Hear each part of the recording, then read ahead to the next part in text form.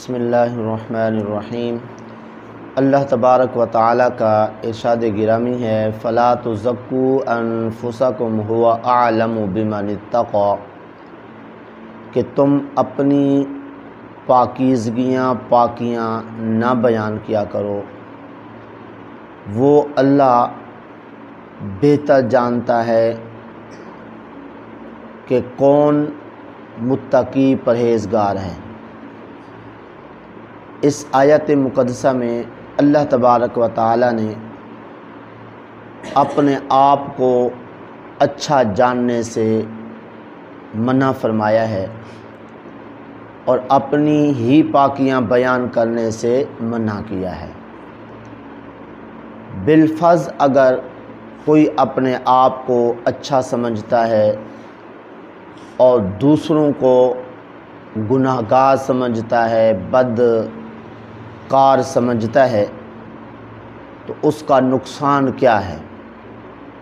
اللہ تبارک و تعالی نے اس کا نقصان بھی خود بیان فرمایا، ان اللہ لا یحب من کان مختالا فخورا، کہ بلا شبہ اللہ تبارک و تعالی تکبر کرنے والے اور فخور کو پسند نہیں فرماتا ہے۔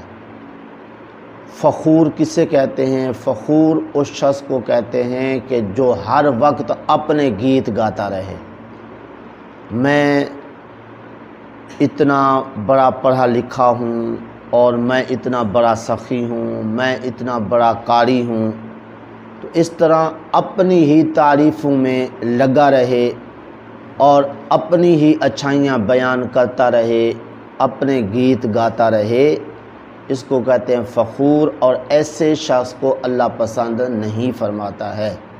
مزید اس خود پسندی اور اپنے آپ کو اچھا جاننے کی برائی حدیث شریف سے سن لیجئے۔ جامع الاحادیث جو حضرت امام علامہ سیوطی علیہ الرحمت کی ہے، اس میں یہ حدیث درج ہے کہ آقا کریم صلی اللہ علیہ وسلم نے ارشاد فرمایا کہ جو شخص اپنے آپ کو اچھا سمجھتا ہے 70 سال کے اعمال اللہ برباد کر دیتا ہے۔ تو دیکھیے کتنی سخت وعید ہے۔ تو اس لیے اپنے آپ کو کبھی اچھا نہ جانیں۔ میرے استاد کریم شیخ الحدیث و تفسیر حضرت علامہ مولانا مشتاق احمد صاحب مہروی رحمۃ اللہ تعالی علیہ کے پاس میں حاضر ہوا تو میں نے عرض کی کہ آپ نصیحت فرمائیں، تو آپ نے یہی ارشاد فرمایا اپنے آپ کو اچھا نہیں جاننا ہے، دوسروں کو حقیر نہیں سمجھنا ہے، اپنے آپ کو اچھا نہیں سمجھنا ہے۔ تو اس لیے ان تمام باتوں کی روشنی میں ہمیں چاہیے کہ ہم اپنے آپ کو اچھا نہ سمجھیں، اپنے آپ کو گناہ گار سمجھیں اور دوسروں کو جو ہے وہ اچھا سمجھیں، تو اس صورت میں پھر ہم اچھے اعمال اور زیادہ کر سکتے ہیں۔